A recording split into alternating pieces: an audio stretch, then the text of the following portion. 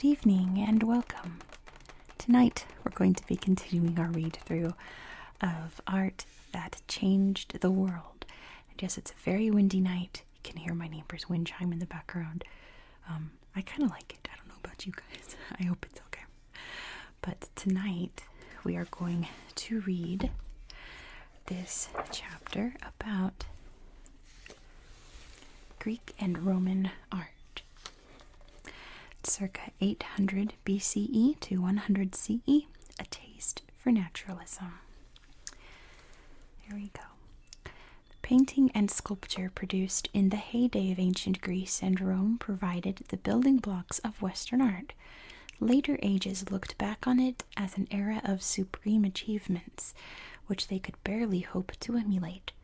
The artworks of the two civilizations were both noble and imposing, yet were still produced in a manner that seemed realistic, a far cry from the clumsy stylizations that succeeded them.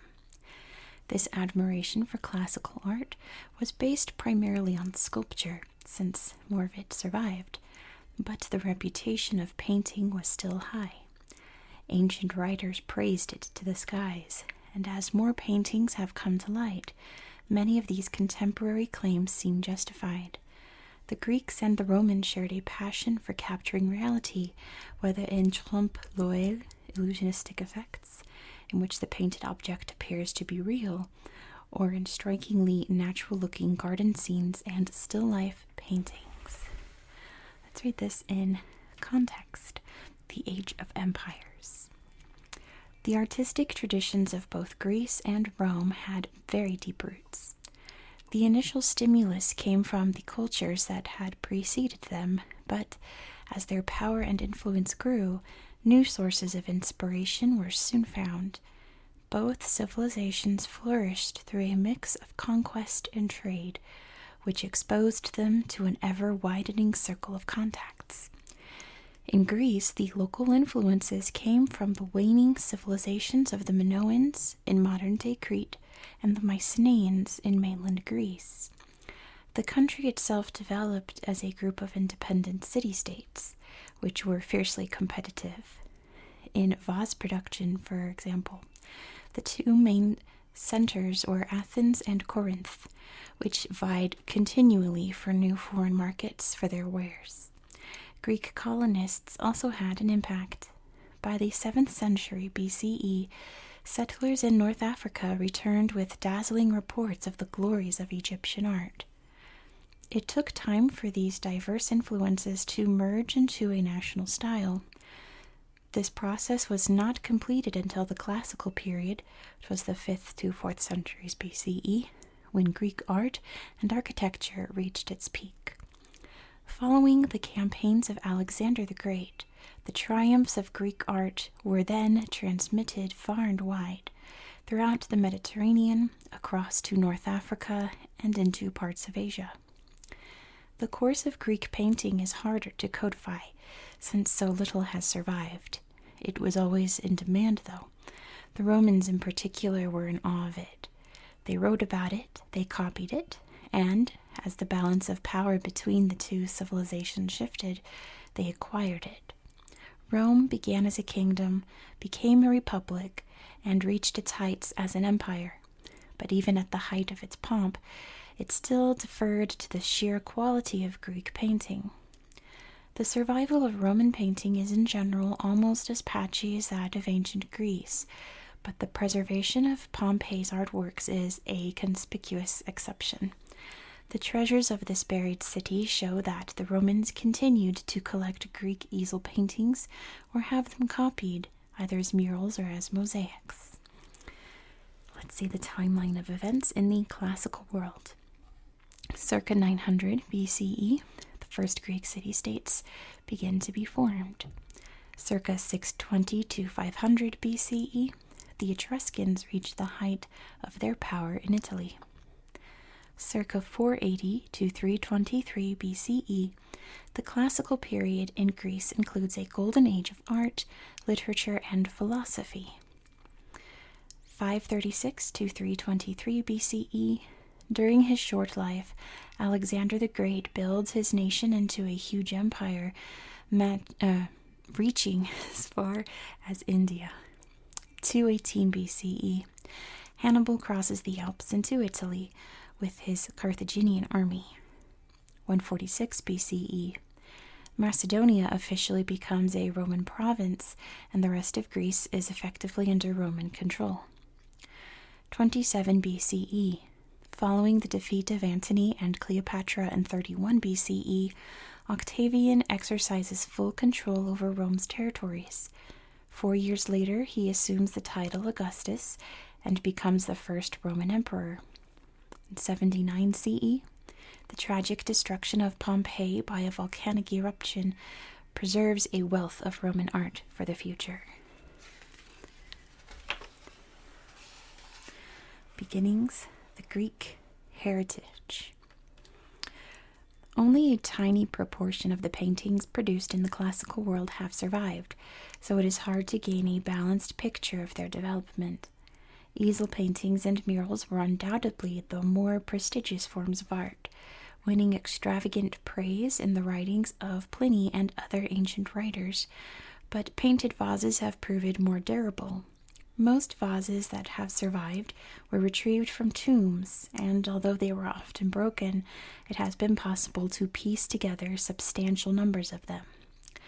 The Greek tradition stemmed from Mycenaean and Minoan examples, producing the first truly independent style during the geometric phase, when abstract ornamentation was the dominant approach. Figurative elements were gradually introduced, partly through contacts with the Near East, culminating in the black figure and red figure vases that mark the pinnacle of Greek achievement in pottery, which we'll see an example of down here. But first we're going to look at the artistic influences, if I can get it in frame. Barely. Okay, I'll figure it out. Artistic influences. The art of both Greece and Rome had a long pedigree stretching back into prehistoric times.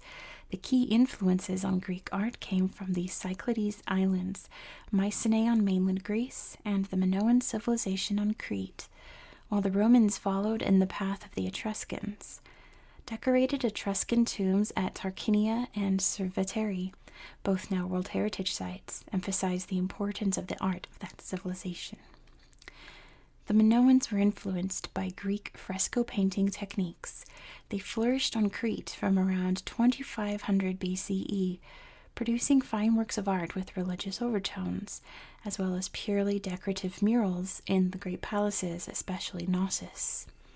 This is a dolphin fresco, really neat, I've never seen it before. From the 3rd millennium BCE, it has been carefully reconstructed in the Queen's Megaron, or Great Hall, in the Palace of Knossos in Crete. I've only ever seen the pictures of them jumping over the poles. It's pretty cool. Greek colonists took their customs and material culture to foreign lands, spreading their painting traditions and resulting in local variations. This image is from a Greek tomb in Italy. Its style is provincial, with little attempt at grandeur. Look at that.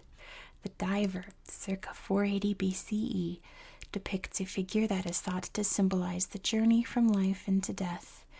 It's located at Paestum, Campania in Italy. That is a remarkable painting even by today's standards. Alright, I can barely fit in the rest because of my desk. Anyway, the Mycenaean civilization, which flourished in Greece in the late Bronze Age, grew out of the city of Mycenae in the northern Peloponnese. It is best known for pottery, which was an important inspiration for later Greek vase painters. This is the warrior vase, made in the 13th century BCE. It's unique in its iconography, a phalanx of marching soldiers. You can see them right there. This is located in the National Archaeological Museum in Athens, Greece. And then you can just barely see this part. Let me go like that. There we go. The color red was made from cinnabar, one of the rarest and most expensive pigments in the ancient world. Patrons specified the amount to be used as a statement of their wealth.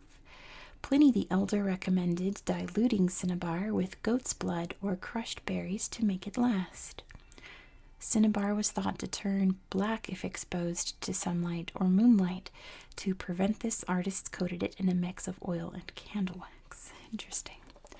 So here's an example of that black figure, red figure Greek art. I feel like all of us have seen an example of something like this to some extent. It's pretty iconic. Let's read about this piece here. The Dionysus Cup. It's by Ezekias, circa 530 BCE. It's located in this long museum's name. Let me see. The Staltische Antiken Sammlungen in Munich, Germany. I'm sure I butchered that. The Dionysus Cup is a truly masterful blend of function and design in the black figure technique, in which figures are painted in black on a red clay background. The vessel is a kylix, a shallow wine cup, and would have been mainly used at symposia or drinking parties, where the guests reclined on couches. As they drank, the image at the bottom of the cup was revealed. Ezekias had chosen as his subject an episode from the Homeric hymn about Dionysus, the wine god, who was captured by pirates in his youth. To escape, he turned the mast into a vine, complete with clusters of grapes. Terrified, the pirates jumped overboard, where they were transformed into dolphins. Dionysus reclines like one at a symposium, enjoying the scene that he has created. The narrative is condensed into a single harmonious image, with the 7 dolphins balanced by the 7 bunches of grapes. Pretty neat. You can see the god here in his boat. It's turned into a big vine, and all the dolphins around him. Pretty cool. Let's read about Ezekias. There we go. You can see his signature there. He was active in Athens, Greece, circa 550 to 520 BCE. Ezekias was the greatest of the Greek vase painters working in the black figure technique. A potter and a painter, he was highly inventive in both fields. 16 signed pieces have survived, and in all, around 40 paintings are attributed to him. He combined great precision and naturalism with imaginative flair, choosing unusual subjects and often endowing them with genuine psychological depth. He also excelled at adapting his designs to the awkward surfaces of different kinds of vessels. Interesting. All right, let's go to my favorite part of the book, the timeline. Here we go. I'll try to get this in frame as much as possible. Painting flourished in the classical world, though it is hard to appreciate this since so little remains. The most famous painters of antiquity, Zeuxis, Apelles, Parrhasius, Apollodorus, were all active during the 5th or 4th century BCE, but not a single original work has survived. The wall paintings that were preserved in and around Pompeii offer a tantalizing glimpse of the Greek and Roman artistic heritage that was destroyed. All right, I'll just try to go like this. All right, so in 800 BCE, we've got vase painting styles. The Greeks move into northern Syria in the 9th century BCE. This affects the style of vase painting, with Asian motifs now being featured alongside the more traditional geometric patterns. Corinth remains the most important center of pottery production. And then down here, I don't think I can get into the frame, the geometric amphora you can see here. It's from circa 800 BCE. It says large geometric amphorae were often used as grave markers at this time. Precise bands of zigzag or interlocking patterns were combined with friezes of grazing animals, or occasionally mourners and burial cards. You can see the zigzag there, and there's some kind of really thin animals there. Moving on to the Archaic period. The Archaic Age begins to blossom in ancient Greece from circa 730 BCE. New city-states are founded, trading contacts are extended, and colonies are set up in many parts of the Mediterranean. Then just after 700, Etruscan origins. On the Italian mainland, the Etruscans begin to supersede the Villanovan people in around 690 BCE. They produced remarkable tomb paintings as part of an elaborate cult of the dead. Then let me show you this amazing piece here. The Winged Gorgon. Look at that. Circa 7th century BCE. This is located in the Museo Archeologico Regionale Paolo Orsi in Syracuse, Sicily, Italy. That is remarkable. Like, you wouldn't think, like, the only thing that makes it seem ancient Italian or Greek is the design here. The rest looks completely foreign. Let's see what it says. This colorful clay relief was probably used to decorate the side of an altar. It displays the fearsome Medusa carrying her offspring, the winged horse Pegasus. The distinctive kneeling pose was a standard way of representing a figure that was either running or flying. How interesting. It's Medusa. That's a really cool piece. I like that a lot. Let's see this one up here. In 650 BCE, the Corinthian Arbalos, circa 650 BCE. This piece is located in the Louvre in Paris, France. Look at that.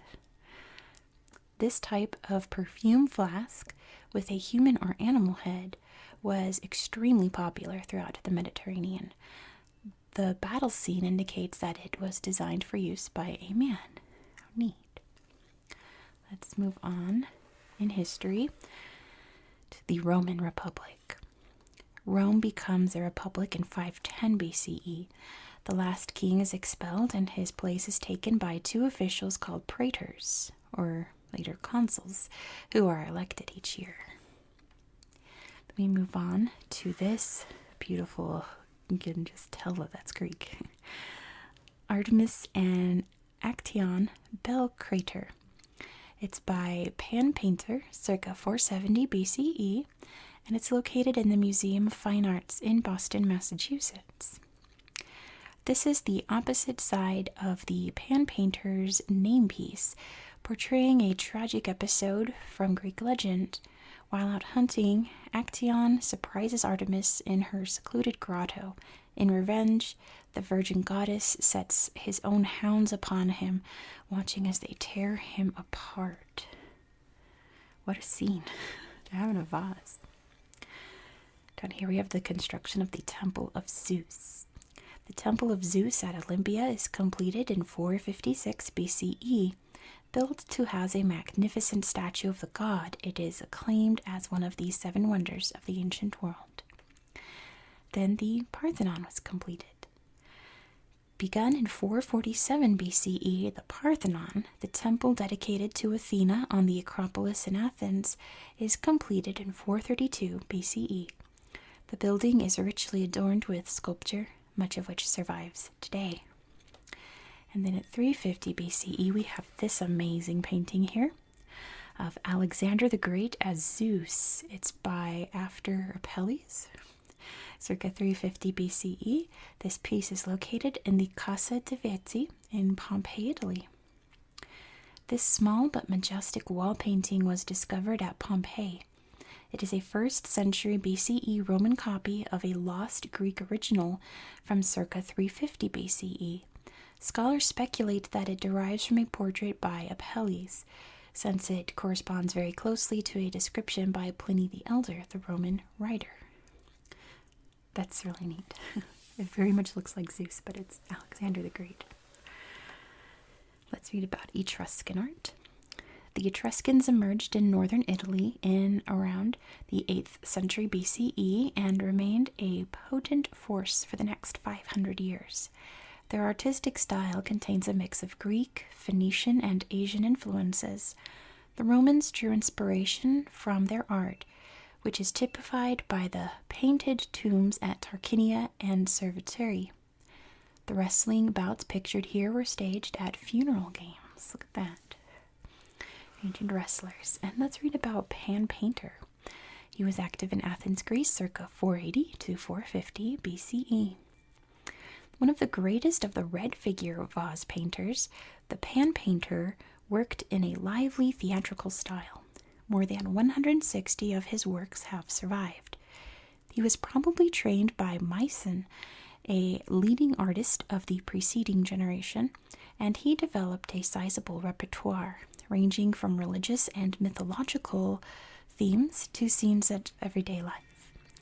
The artist takes his name from a spirited depiction of the Greek god Pan, who chases a startled goat herd, which is on the reverse of this vessel. Too bad we don't get to see that. Next in history, slide this over carefully. Carthage rises. From circa 310 BCE, Carthage rises to dominance in the Mediterranean, embarking on a struggle with the Greeks for control of Sicily. Lost work.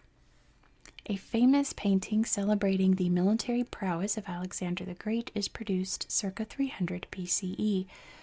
Although the picture itself has not survived, it is known through a Roman copy found at Pompeii, the Alexander mosaic. How interesting. Let's see, next we have this example of trompe-l'oeil, doorway. I assume that's how you say it, trompe-l'oeil. It's from the 2nd century BCE, and it's located in Pompeii, Italy. And yes, this is a painting. This is not a picture of a door. This is a painting. It's supposed to trick you. One of the chief traits that the Romans inherited from the Greeks was a love of illusionistic effects. Many of the wall paintings at Pompeii feature remarkably convincing trompe-l'oeils of doors, columns, and architectural details. This arch and doorway, for example, are entirely painted. So neat. Rome conquers. Rome extends its power and influence throughout the 2nd century BCE. The capture of Numantia in 133 BCE brings most of Spain under its rule, while the province of Asia Minor, which is modern-day Turkey, is established. Then we have this lovely piece here, The Mosaic of Street Musicians. It's by Dioscurides of Samos.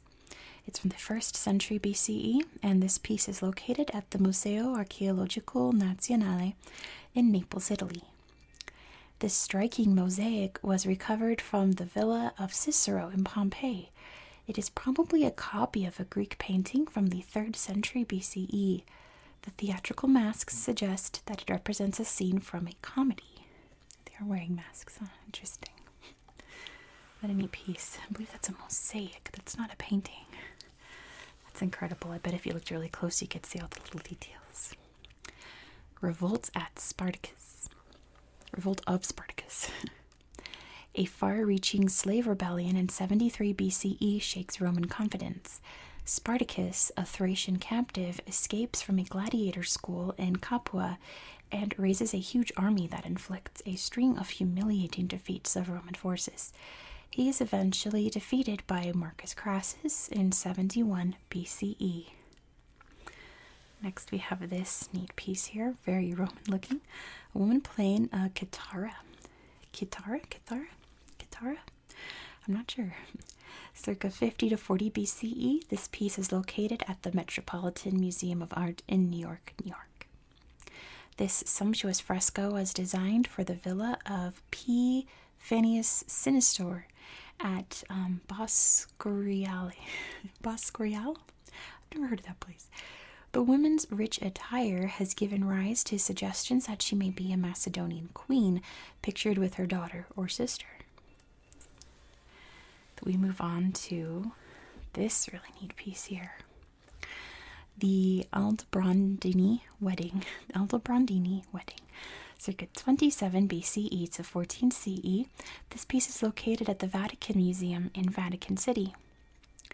This fresco was discovered in 1601 in the remains of a Roman mansion.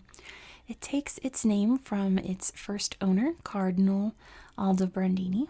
It has a mythological theme with Venus attending to the bride in the center. Oh, yeah, there's the bride. And there's Venus. That's pretty neat. Next we have a woman selling cupids. From the 1st century BCE to 79 CE, this piece is located at the Museo Archeologico Nazionale in Naples, Italy. The Romans loved portraying cupids in humorous vignettes, drinking wine, playing children's games, or even performing household chores. Several neoclassical artists were fond of this particular theme, producing their own versions. And there's another on a page very far away. Let's see, she's like, do you want a cupid? It's for sale. The Colosseum opens. Rome's first permanent amphitheater, the Colosseum, opens in 80 CE. The dedication ceremony is followed by 100 days of games. And then we have Trajan's Column. In 107 CE, circa 107 CE, work begins on Trajan's Column, a spectacular monument with relief carvings celebrating the achievements of Emperor Trajan. In particular, it commemorates his victorious campaigns in Dacia, which is in modern-day Romania. We've got some boxes over here. This is about Dioscurides of Samos. He was probably born in Samos. Is it Samos or Samos? I'm not sure. It's in Asia Minor. He was active around the 1st century BCE. Little is known about Dioscurides, a mosaicist who produced a pair of theatrical scenes for the villa of Cicero. He was evidently working from a pattern book, since later painted copies of his street musicians have survived. He was highly skilled, using minute tesserae and even painting the mortar between the stones. That's why it doesn't look like a mosaic from far away, because he painted in the lines. Now let's read about Pompeii, perfectly preserved. Pompeii has become a crucial site for the study of Roman painting.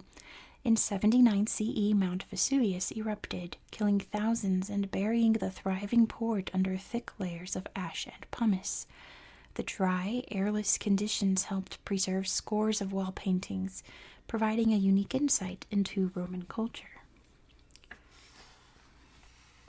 I think this is an example of that. Yes, it is. This amazing fresco here.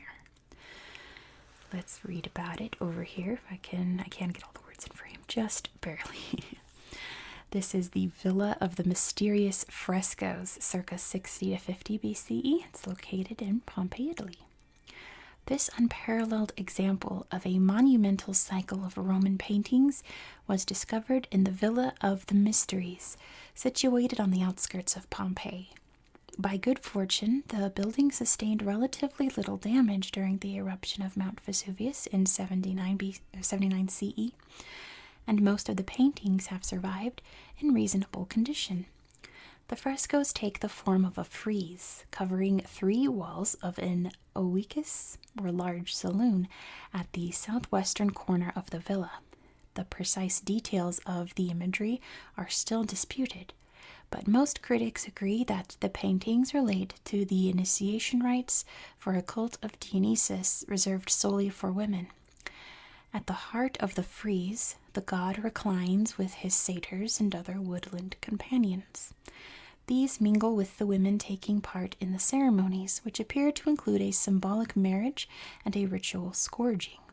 The figures in the detail pictured here include a child reading from a scroll, a woman bearing a tray of food, and a seated priestess unveiling an unseen object that will be used in the rites. The patron of these paintings is unknown, but was clearly a person of considerable means. This is evident from the lavish use of cinnabar, a prohibitively expensive red pigment. Let's take a look. There we can see the child reading, lady with a tray of food, and, sorry, I keep knocking the camera, the priestess here unveiling something that's unseen. Pretty neat. And yes, look at all of the red pigment behind them. That's a lot. And just this was over 3 walls, so this is just part of one wall. So they used a lot of pigment, didn't they? Pretty remarkable. Yeah, you don't really think about Greek or ancient Roman paintings because they just haven't survived. You know, you always think of Greek sculptures and Roman statues and things. You never really think about the paintings. Nevertheless, it existed. It's pretty neat. So that's going to be it for tonight. Next time we dive into this book, which I promise I'll get the camera at a better angle, we're going to read about early Christian and Byzantine art. Very, very iconic. I mean, a lot of it just looks like this. The picture of Mary and baby Jesus. So that is it for tonight. Thank you so much for watching. I hope that you found this video relaxing and educational. And I hope that you have a very good night. Good night.